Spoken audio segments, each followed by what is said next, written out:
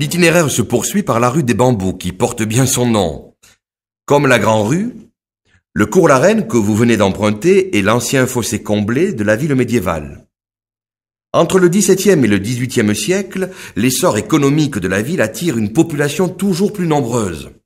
Les remparts sont battus et englobés dans les constructions des belles demeures et des manufactures.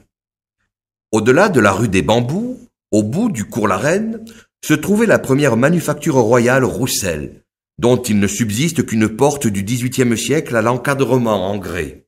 La manufacture royale des Airs, quant à elle, est située tout près de l'office de tourisme.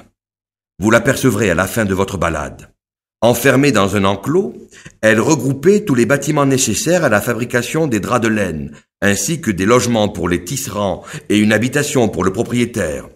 Les bâtiments abritaient 16 métiers à tisser et une teinturerie.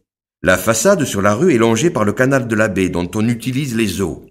La manufacture est, à la fin du XVIIIe siècle, la possession de la famille Flotte, issue d'une lignée de drapiers venus de Clermont-Lérault. Elle change de nom après la Révolution et devint la manufacture de Calade. Les derniers descendants de cette famille expérimenteront la fabrication de la soie avant le déclin généralisé de l'industrie textile. Des premières fabriques aux dernières usines, l'industrie textile aura fait la prospérité de Saint-Chinian pendant près de 4 siècles.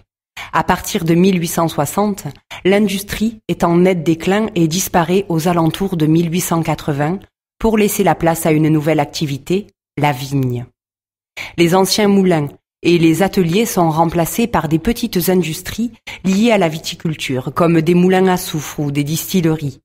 Les riches viticulteurs iront s'installer dans les nouveaux quartiers de Saint-Chinian, délaissant la vieille ville.